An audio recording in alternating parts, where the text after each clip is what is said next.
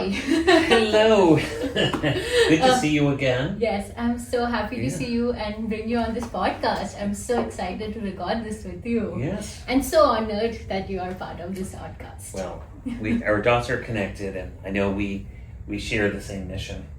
Yep. And I love your creativity, and I love that you're trying to create more of that, inspire people. So talking about all of this makes me very happy. I'm so glad. First, everybody already know you, but we should start with introductions, and if you could share more about you. Sure.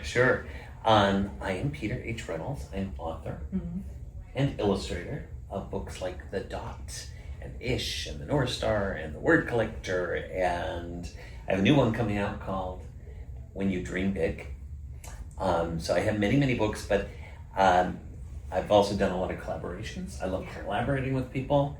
In fact, I've noticed 80% of my work is collaboration. I collaborated with Cat Stevens, on a song that he wrote. He asked me if his song Peace Train would make a good picture book. So I said, let me think about it. Yes, we created a picture book together and some other projects. And so I also have an animation company. We've turned into an interactive media company called FableVision. We're celebrating 30 years. And I also have a not-for-profit called the Reynolds Center for Teaching, Learning, and Creativity. And of course, that also is TLC. And, we're big believers that teachers are doing such a tremendous job and that they need more TLC, right? Tender loving care. And they need to take care of themselves and their own creative batteries. So we do a lot of programs. Upcoming retreat I'm doing for teachers and also authors. So any human that needs to recharge their creative batteries. So it's a little bit about me, but peterhreynolds.com is a good place for people to find out more. Yeah, that's beautiful. I'm sure everybody already know you, and obviously I would love to start with The Dot because I think that changed my life and I'm biased towards it for the beginning part. But I would love to talk to you about what kind of inspired you to make a mark and begin with this journey before we dive into all the awesome work you have been doing. We should start from the beginning. Sure. The Dot, yes. That book celebrates 23 years this year, and of course it was maybe 2 years before it was published the idea came to me, and it was a combination of things. Was working with children, and I noticed that there was one particular little girl, and she was in first grade, and she was drawing something. I came over to see her work, and she put her whole body on top, and she wouldn't let me see it. And first I thought she was trying to be funny, and I realized, no, she's having a traumatic moment.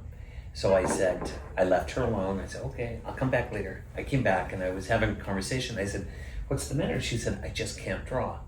And I thought, that's very sad to have a first grader articulate the words, I can't draw. And of course, I'm going to hang out with me longer, and you'll be able to draw. And I like to remind people that, when kids say, I can't read, do we say it's okay, we'll move on? Or do you say, stick with me, you'll be a reader. I see a reader. Or a writer. Some kids struggle with writing, but if we don't give up on that. So I say the same thing with creativity. We should not give up on creativity because it's really essential, I feel. In whatever you're doing, whether you're, in starting a business or, you're designing a school, creativity is super important. So I was writing in my journal one night and I fell asleep and my pen was on the page, and I'm guessing that I was there for about an hour because of the amount of ink that came out of the pen. And there was a dot. And that dot, in the middle of the night, I thought it was a mistake. But in the morning, I looked at it, and it was a beautiful day, just like today. The light coming in, lands on my journal, and there's this dot. And I'm like, that's a pretty cool looking dot. So I picked up the pen, I wrote The Dot by Peter H. Reynolds. And I thought, that's a good metaphor, that something tiny, something small, an attempt, a try, can lead to more, right? And with the right perspective, I would say put on your creativity glasses and you're like, okay, oh, that's a mistake. Oh, that's a great idea. So I thought, I'm going to write a book called The Dot. Yeah. And I knew that it would be about a little girl who was afraid of this blank sheet of paper. And I also knew that it would be about a teacher who was lovely and loving and creative and used a little bit of humor, tried to get Vashti to laugh. And I knew also that it would be about a little girl who made that first attempt and then tried again and again and again, and then eventually it begins not only flowing, but her kindness flows too at the end of the book because she sees a boy who's struggling. And her teacher saw her struggle. And Vashti, she learned to make a dot and unleash her creative powers, but she also had a real example of a human being who saw struggle and said, I can do something about it. I'm going to help you through it. And so Vashti helps this little boy at the end of the book. His name's Ramon. And he's struggling. And she says, make a mark, see where it takes you. Right? And he makes a squiggly line and she looks at it and hands it back and says, please sign it. There's this last frame in the book, and it's one of my favorite pages. And the little boy is like, what? Sign it? Sign it like an artist? Like an artist. Like an artist. And it's that moment of figuring out who you are. It's like, I actually am. I like this. You don't have to be good at it. You just have to like it, because if you love something, you'll stick with it. Yeah.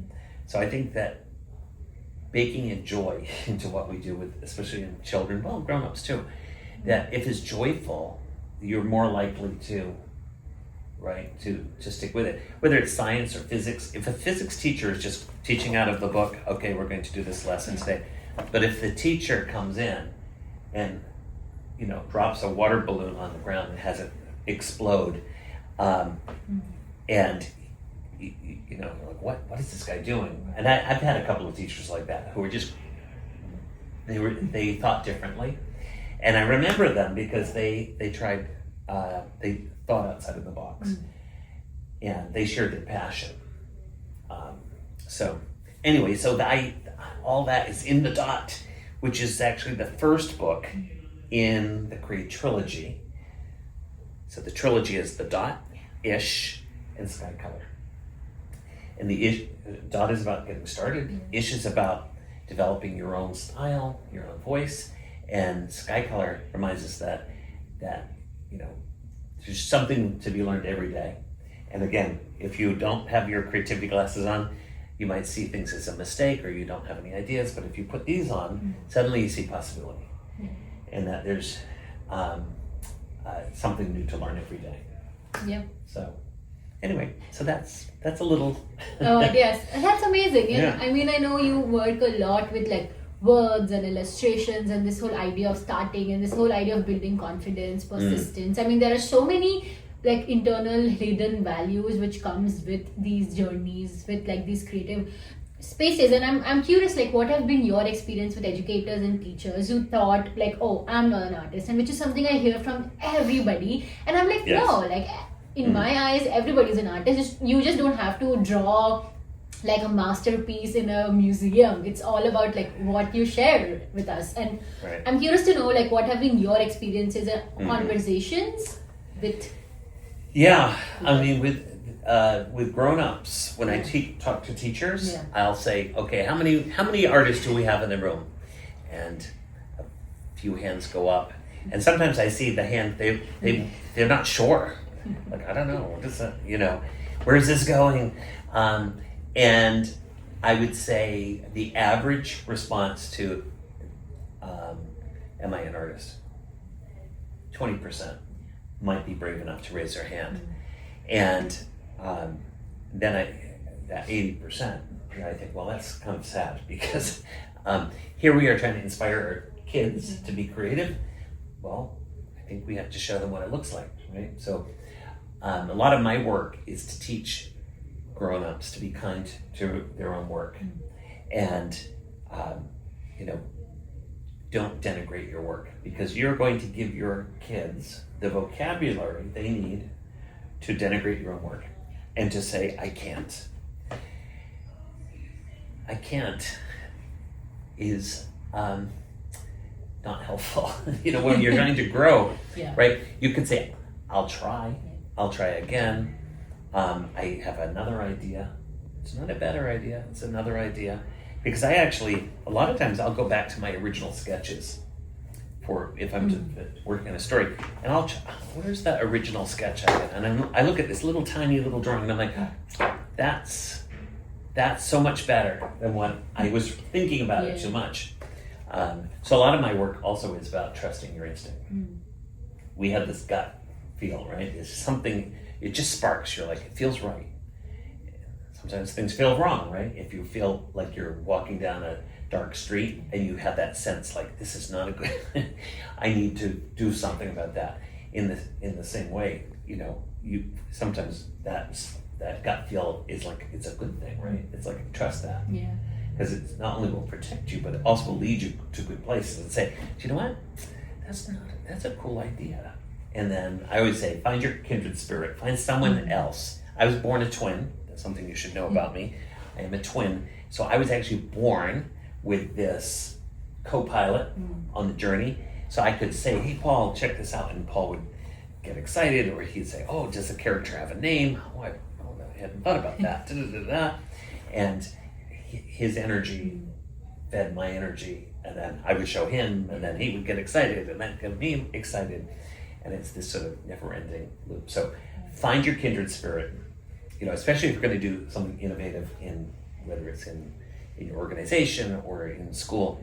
Find at least one other person in your field to have that co-pilot. If you can find more, that's great. But start with your one first co-pilot.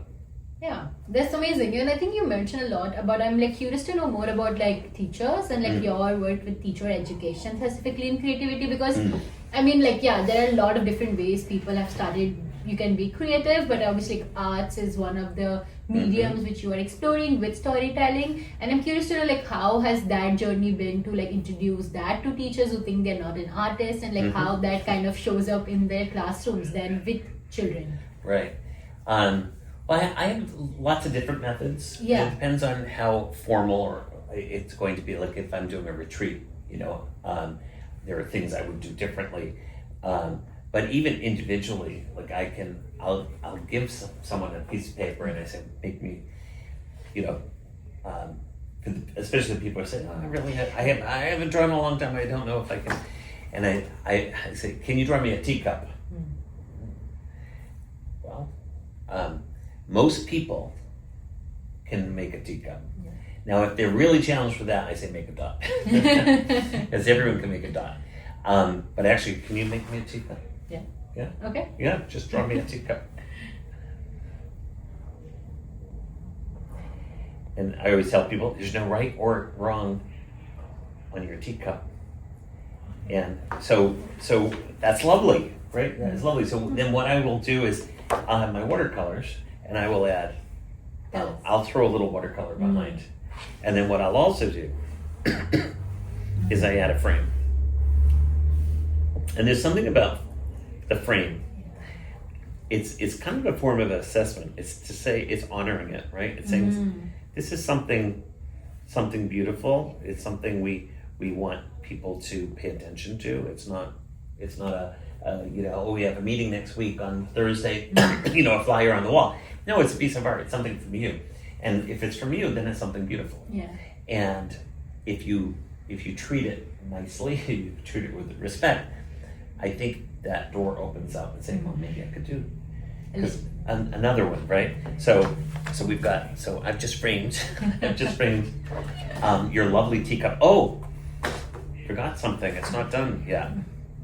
Sign it. Please sign it. And then, that's something that I encourage in the book, The Dot. The teacher says, please sign it. At the end of the book, Vashti says to Ramon, please sign it. Well, that's very intentional because I want people to be proud of their work and to say, yeah, I made that. Yeah. This is me. This is part of my brand. I am creative. I have ideas. And so this is a super simple way to get the conversation. Even having the conversation, if someone says, I really can't draw. Yeah. Well, that opens up a conversation to say, there are lots of ways you can go with that. And to say, do you remember drawing as a child? Yeah. Almost everyone can remember that. And then at what point did you slow down? Do you remember? Some people specifically remember a moment. Like I talked to this woman and she said, I think she was in 3rd grade. And the teacher said, they had read Jonah and the whale. So everyone draw a whale. And so the little girl's like looking at the blank sheet of paper and she's like, I don't know where to begin. So the teacher came along and she took she said, it's easy. You just do, you do this and then you put a little eye and then there's a little spout with some water and and then just paint that in and then we're done. And then the little girl sitting there and the teacher comes back and says, look, you mix the paint, and she splashes the paint and then she says, and then at the end of the class she says, okay everyone, sign your work and put it on the shelf and let them dry. And so she's looking at this drawing that her teacher did. Yeah. And she's like, but she told me to sign it. So she signs it. And the next week she comes into class and there's a little gold seal on it. And it says, excellent work. And it gets put into the art show and her parents are quite proud. She said that her parents framed it. They're like, oh, we can't believe that you did it. She didn't. Yeah. And she said that painting hanging above her, the fireplace in her house, haunted her. And she said, I stopped drawing because I didn't want people to realize. It's not her. Right. And she said, until recently, now this woman, I think she was maybe 70 years old. And she said, I retired recently. And I bought myself some watercolors. And I'm taking a watercolor class. And I thought, isn't that lovely that she's returning? And it's interesting. So when we're born, we're very creative and we're fearless. Yeah. We don't need a lot of instruction. Go on the beach. I don't need a course. I'm building a sandcastle. I just make one. And then there's this middle piece when I feel like there's a right way to do everything. And then towards the end of your journey, you look at how much time do we have left? Oh, do you know what? I might as well start drawing again because I don't care. I don't care what people are going to say. Yeah. So what I want teachers especially to do is to become fearless again, right? I always say in England they say mind the gap, when you get on the train, there's this gap, right? So that gap unfortunately is very wide, the non-creative gap. So when you're a child, you're an elder, I want you to be brave in the middle too. So the more experiences we can have where we can feel brave, and in fact I encourage teachers, set up an easel in your classroom. Don't say anything. And have the kids curious. Be curious. You bring in your paints, and then the next day you make a little dot. And then you add to it. And the kids are going to be crazy for, to see what's coming next. And then sign it. And then bring it the next week, have it framed. And show them that and don't say anything negative. You just let it happen. And then you say, does anyone else want to make dots? Well, of course, all the hands are going to go up. And their hero they'll have seen their hero make their dot fearlessly. So, and then you can take this metaphor and you can transfer it to anything. It's basically trying something new that you're unsure of, but approaching it with that childlike curiosity, that sense of play, sense of wonder. And you know what? Kids get frustrated too, so you're allowed to get frustrated, but don't give up. Yeah. And I think that's one of the biggest lessons, don't give up. I wrote a book called Be You, and there's this scene where this girl is on a boat, and there's a very big wave, and she's hanging on, and I say in the book, the journey isn't always easy, but keep going, never stop. Keep going, never stop. Keep going, never stop. And my twin brother Paul and I, we often would say that to each other, keep going, never stop. But then of course if you keep going, never stop, then you should repeat, keep going, never stop. Sometimes it's comical because we just keep going on, keep going, never stop, keep going. But that's one of those other lifetime lessons, right? Because we're very granular in school. We teach these like, okay, I before E except after C, and that's good to know. But there's certain things that will actually come in handy if you're 9, 29, 59, 99, and one of those things is persistence, and which requires bravery, which also requires just starting. Like that starting actually requires I think it's a different form of bravery, because it is scary, right?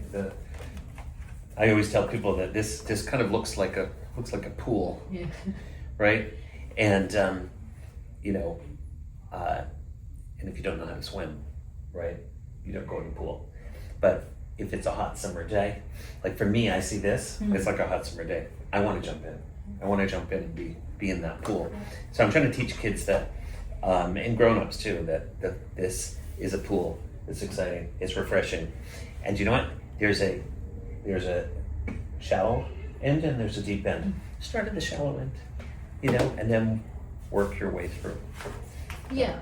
I love this like metaphorical thinking which you also bring for like all age groups, because that's what I've seen, and I have this issue with like schooling is like they kind of put children in such like low order thinking, and without like realizing like they have so much in them and they need to be like unleashed with those world, and we just like ask them to draw, like a cup should look like a cup, a dog should look like a dog, and just and that is when they start comparing each other. And I, with my like 5-year-old kids, I see like, oh, like I can't draw that well as her, and then I bring Ish in the picture, and it's like, no, like your drawing is yours and theirs is theirs, and we all have different ways of looking at the world. And I mean, yeah, right. So I am very curious, like what kind of your experiences have been with like kids or just like adults who say like, oh, like my child can't draw that well, or my children like in school setting and also in like informal settings. Yeah, well, I mean, I hear it too. It's so easy to say, mine isn't as good as yours. Or sometimes parents, I always say it's being clumsy. Humans are clumsy. They don't mean to be, I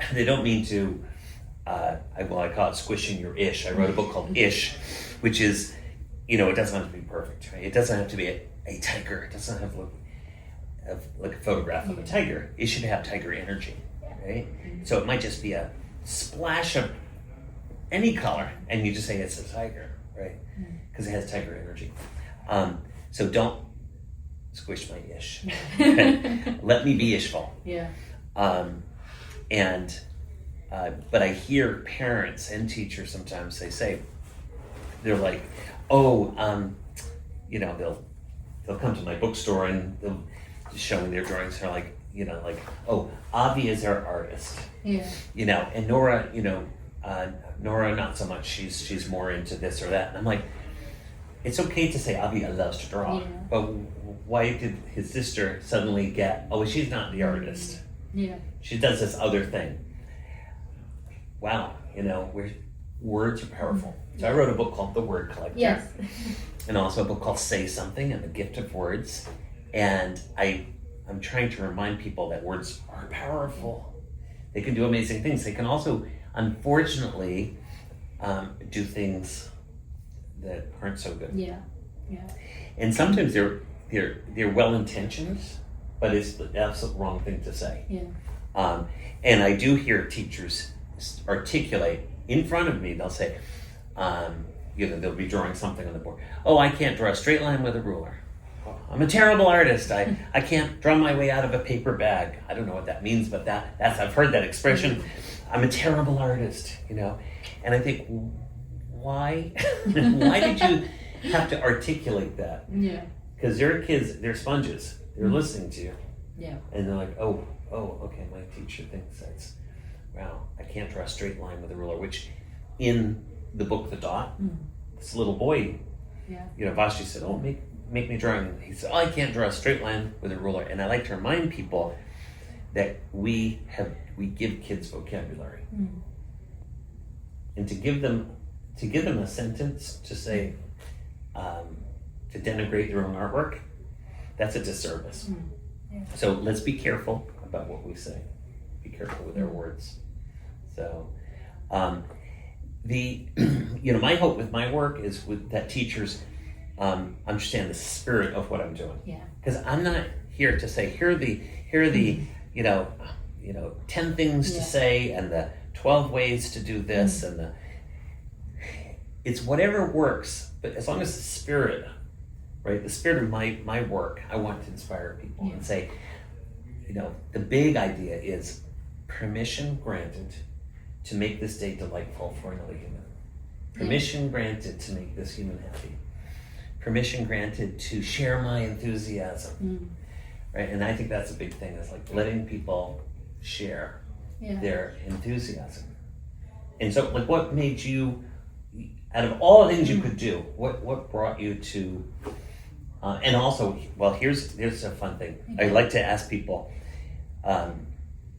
if you meet someone at a party, typically you say, oh, so what do you do? Yeah. That's kind of a boring question. What do you do? So what I like to do is I say, so what's your mission? And a lot of people they're like, oh, I don't know. Let me get back to you on that. I don't know what my mission is, because they have a job, but maybe it's not really their mission. Sometimes it is. So what's your mission?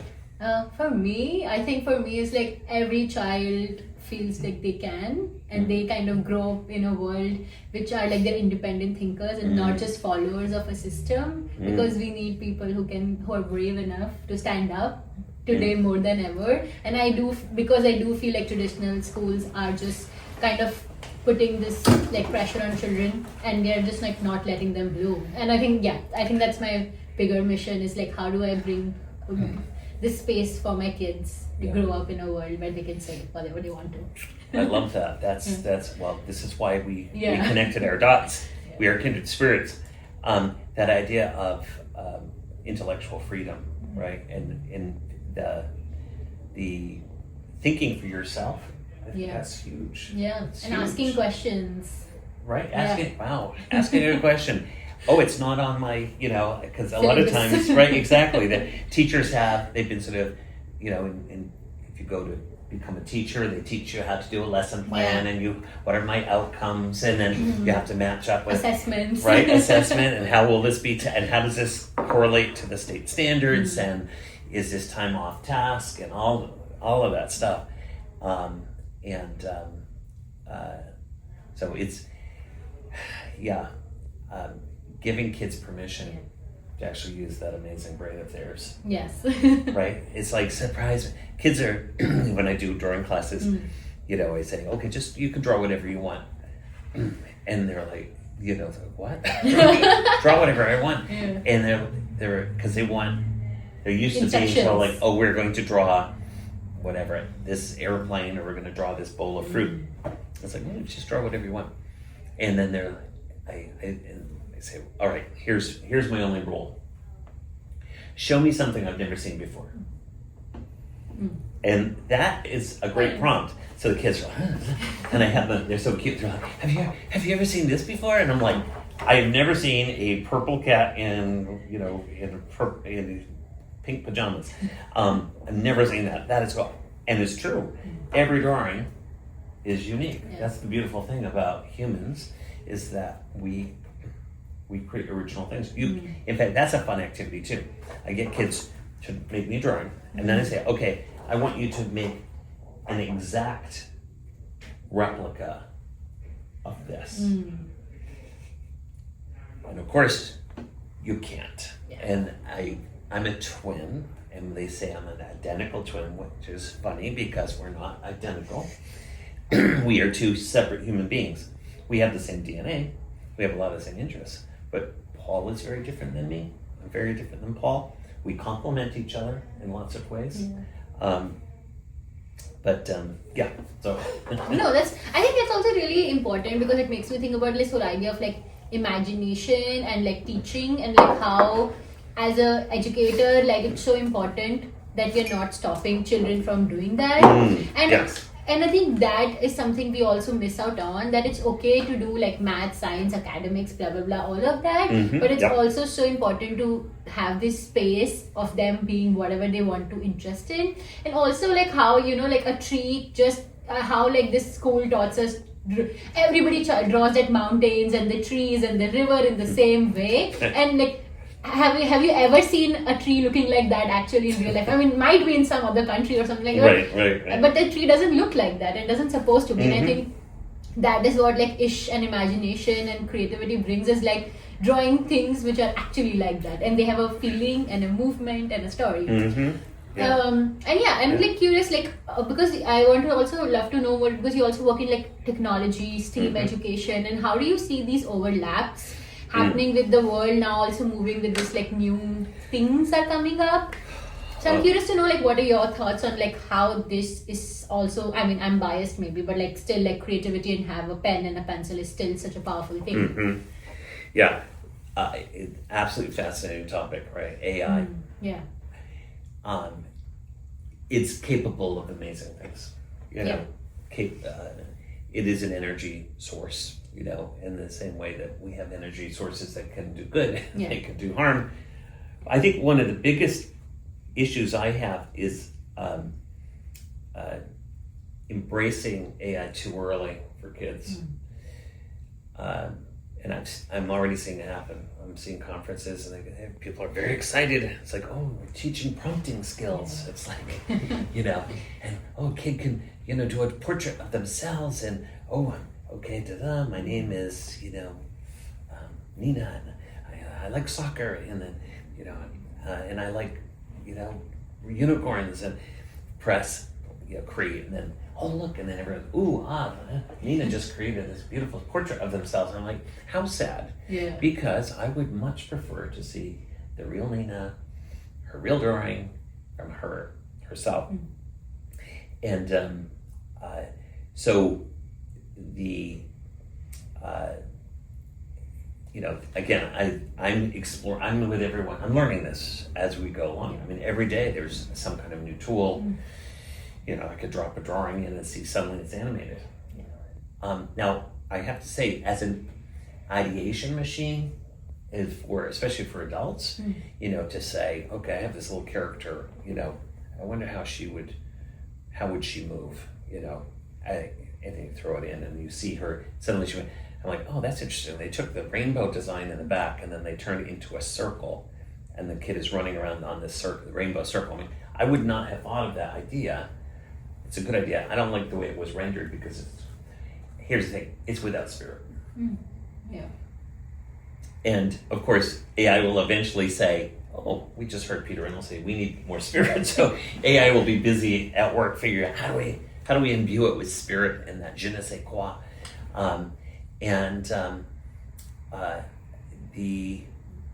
still think that it's essential for us to make those marks. And you're right, in the left side of your brain are doing amazing things. When you draw a circle, amazing things are happening. To start here and your pencil going this way, and it's going down, and it's going around, and it's around, and how is it going to get back to that original dot? That's a lot of calculations. To do that, to end up in that same spot, and maybe you don't end up in this same spot, and then you just learned like, oh, okay, maybe I need to make it more certain, you can adjust. And those little adjustments we make, that's learning, right? So I think anything that prevents us from picking up the pen or the paintbrush or the journal, it diminishes this treasure trove of ways of documenting our thinking. That's my other big thing, is, right? That writing and drawing is a way to document your thinking. So a writer is really a thinker, right? An artist is really a thinker. So if we humans let machines do our thinking, then there's not going to be a lot of reason for us to document our thinking. And if we're not documenting our thinking, we're going to get rusty. And just like the Tin Man and Wizard of Oz, we're going to eventually get, there's still potential to revive yourself, but we're going to get rusty. Yeah. And if we have raised a society of people who say, I can't without AI, just imagine what it's going to be like in the future. Especially when you see AI just do these spectacular things. Yeah. And we're no match for that, right? So we shouldn't try, right? We should just let machines do it. Dangerous idea. And this is kind of political, but when we give up control of our original thinking, our ideas, our thoughts, our voice, when we hand it over to, whether it's a dictator or AI, it is dangerous. And any promises they make of I'll take care of, you just don't think. You just quietly wait for instructions. Yeah. That's a dangerous place to be. And so that's why all of this matters. Yes, it's colorful and it's fun and it's creativity, it's art. And a lot of times it gets relegated to the art room. Yeah. And I tell people, like, yes, the dot, yes, you can use it in art class. You can use it in science, in social studies, in if you're doing social emotional learning, if you're doing civics, if you're trying to inspire, STEM and STEAM, and now I think the latest is STEEL. Oh, okay. You heard about that? No, I haven't. It's environmental literacy. Oh. So using science, technology, engineering in service to environmental literacy. Kind of cool. Which, by the way, we have a few problems on our planet. Yeah. And as a creative thinker, being able to see something that does not yet exist is a superhuman power. Solving problems need people to quickly sketch in their head, right? Yeah, yeah. And you say, yeah, I know how to make this classroom better. I want a reading corner. Yeah. And a creative human being, a creative teacher will say, I know what a reading corner. Do you know what? Oh, it's going to be an overstuffed cup. I'm going to find one on eBay. I'm going to find on FreeCycle, and maybe someone's giving them away. I found them. Oh, I've got a cozy lamp, and I'm going to bring in my favorite stuff when I was growing up and show the kids, and they're all going to bring in their favorite stuff. And one idea leads to another, but you need that original vision to say that corner, empty corner in my room is going to be the coziest, warmest, most colorful, most delightful reading center that is also a napping. Do you know what? I'm going to put pillows there too. There's going to be a pillow on the shelf. If you need a nap, you go. That is visioning, right? To vision. Yeah. So that's, again, the blank page is really about solving problems that need to be solved. And we need creative humans who actually notice the dog. Yeah, yeah. Who notice the child. Yeah. Who notice the possibility. And not sometimes your idea can be, it's so big you can't do it yourself. Goes back to kindred spirit, connecting the dots, right? Yes. My dot, your dot together, and all the people listening, you have your own dots, and you can connect with people in your world.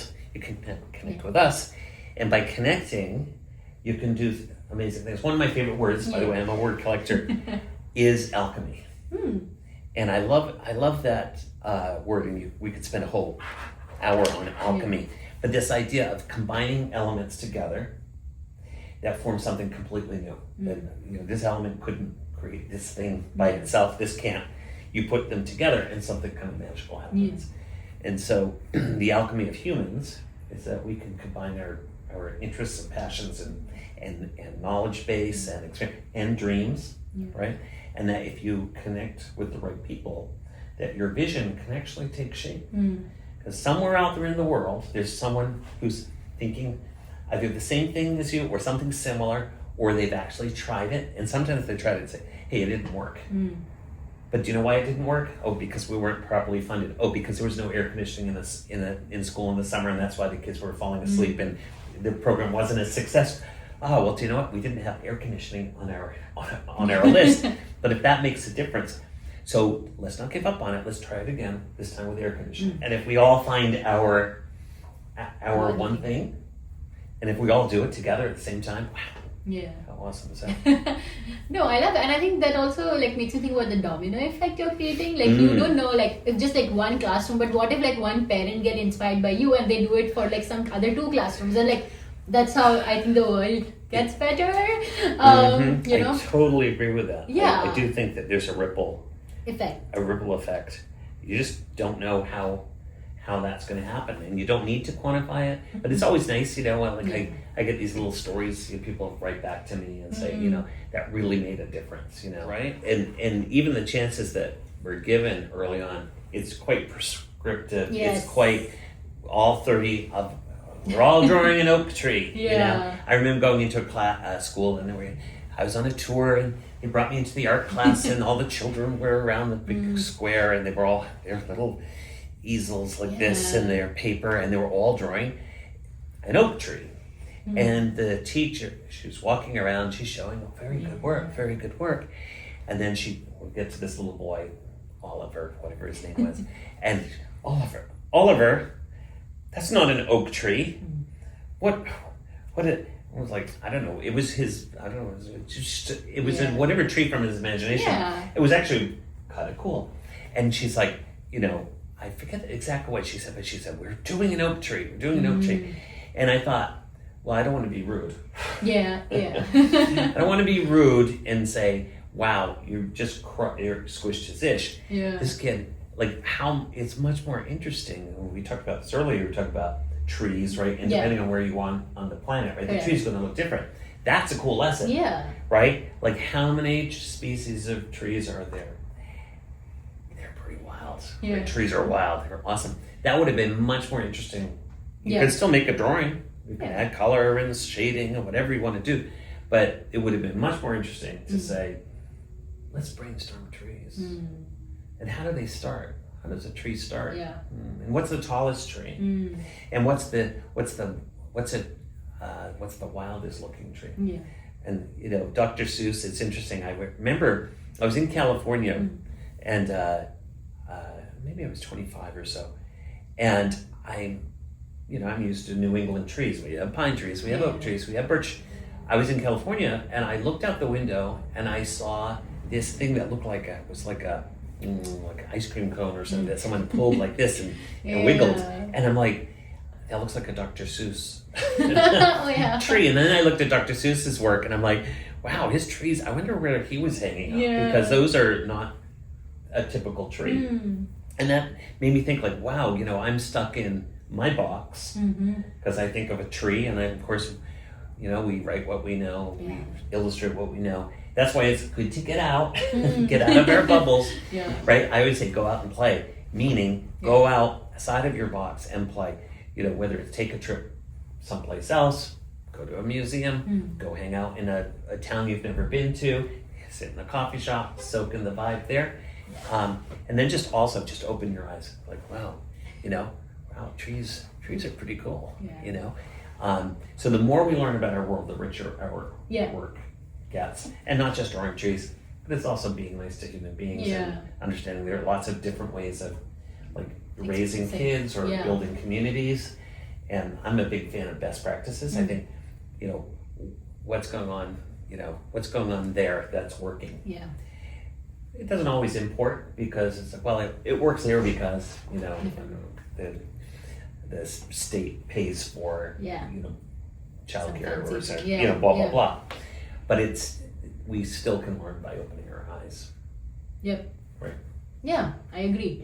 And I think it's also like so much of like storytelling and academic learning things about like if the child was drawing a tree, like how many questions can you ask them about like which kind of open up their brain was like, oh, like why did I draw this tree? Like what was I thinking? What was I imagining? And just like so many, you know, like quote unquote academic things which people feel like, oh, this like world of art does not bring. And I'm Right. always, I mean, I'm art for arts person, like art for arts sake person, but sometimes too in rooms which do not agree to it, I need to show them like these quote unquote academic things which come from these world. Right. Yeah. Yeah. It is. No, it is good because yes, Yeah. we are. We're dealing with. I was just talking to a principal, Mm. actually director of curriculum this morning, for our hometown, and he was just talking about the. You know, he only have 180 days, and of those days, there's testing, Yeah. so that eats up a number of days, and there are different things that eat up the amount of time actually attention during the school day. You know, you've got homeroom and you have recess and you have lunch. Yeah. The actual learning, there's only about 4 hours, and of that 4 hours, you have to tick through so many different things. It's like, wow. So how do you get these other other things in there? So when we are trying to bring creativity or enhance creativity that's already there, because it is there, and there are opportunities. As I said, there are opportunities. You know, if you're learning about biodiversity, like rather than do a lecture on biodiversity, like the tree exercise is a great one, right? Everyone grab a piece of paper, and I want you to draw a tree from real life, like a real life tree. It can be your rough sketch, but I want you to research a tree, and it's got to be different than the other kid, somebody else. So if someone else, I've got the pine tree, move on. But they have to talk and dialogue with each other, and then at the end of the lesson, you'll understand. Well, there are all these different species of trees, and they're also from different parts of the world, and how are they related to the environment and you know, climate? Like why are those trees so small? Why are they so tall? You know, water conditions. There's so many things you can. Exactly. Right? Yeah. So, it's all interconnected, and I think that's one of my other missions is to break the silos down. Yeah. Because right now it's like, we can only talk about, you know, chemistry for 180 days. Yeah. Okay, and that's your job now. Okay, now you're only talking about, you know, American history. Yeah. That's all you can talk about, and it's sad because in reality, everything's connected. Correct. I 100% agree to that. Right? Yes. So we need. It's interesting that innovation has happened in so many areas in entertainment, in industry, in technology. Schools are still very. If we took a time machine back to 1986, we would feel quite at home because they look pretty much the same. Yeah. If we went back in time to 1966. Pretty much the same. It's a blackboard, 30 chairs, teacher at the front, some books. If you go back another 20 years, it's probably still going to look the same. Yeah. And then you go back, and then there was a time when public education wasn't a thing. So at least in this country, in the United States, I'm proud to say that my hometown we are home to the very first publicly funded school in the United States. Oh, wow. They're in Dedham, Massachusetts. You're all invited. Actually, in the dot, I point out that Vashti, she was inspired by a teacher, but her teacher gave her the gift of teaching. Right? Because she only did exactly what her teacher did, was just make marks, show me, right? And she encouraged this child to share what his capabilities. And we have the certified teachers, and then the teacher-ishes out there, and that's us, 100%. Because kids can teach each other, which, by the way, that's another good little tip. Kids know stuff. There are some kids who are masters at persistence. They're masters at creativity. They're masters at being funny, and those are great resources to have in a classroom. 100%. And that's why, quiet classrooms drive me crazy. And sometimes, I go into school and I'm like, everyone, what have we said?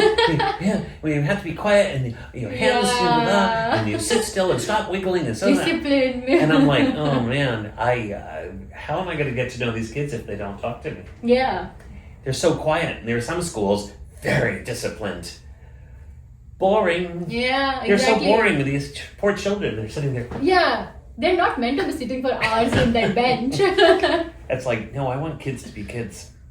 And I want adults to be more like kids. Kids, exactly. I was like gonna say, I think everybody would benefit, but having that childlike energy. Right? Yeah. And I think one part, big part, I mean, I think we have been talking for a long time, but just like to end this, like summarize this, I think also this idea of like empathy and care, which is so underrated. And I think that is something which like arts and creativity and just like having this way brings, because we can look into other people's body and soul and eyes and feel it. And I think feeling something is so much more important than just showing off or having this outer world. Absolutely. Right?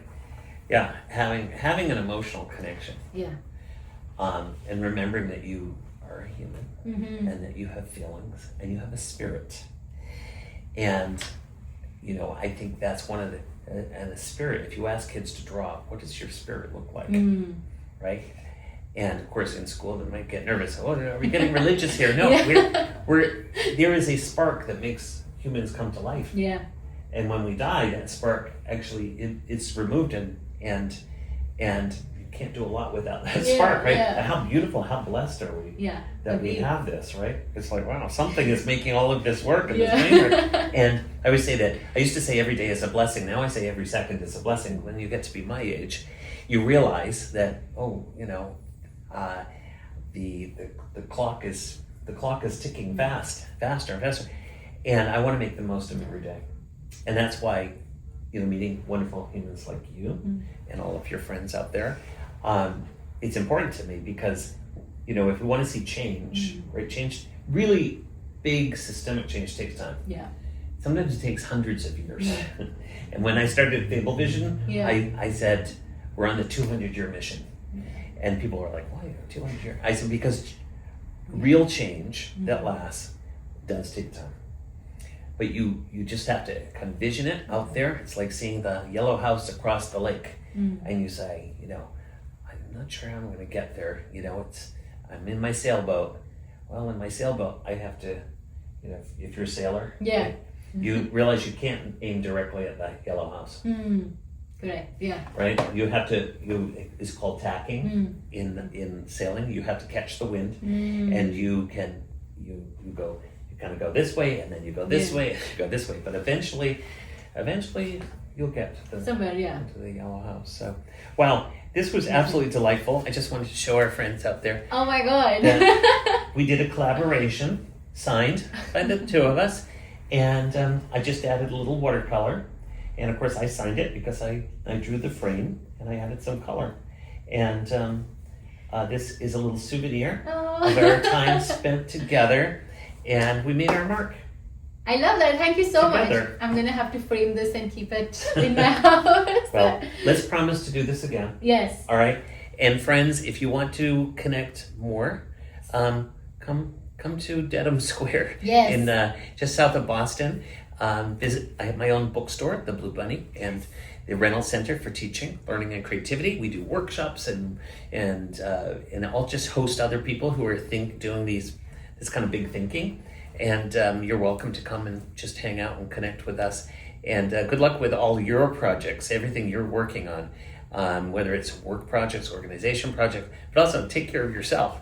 Make sure that you are, documenting your own thinking, right? Because you're amazing thinkers. And, it doesn't have to be certified or bona fide or approved by anyone. Your thinking is beautiful. So keep doing it. Do it more often. And if you want to find me, peterhreynolds.com. And I'm very available. And even, I think a more fun way is to find one of my books. Yes. Start reading, and I'll be there. Yeah, I agree. Yeah. So thank you. Thank you so much. It was lovely. It was so good.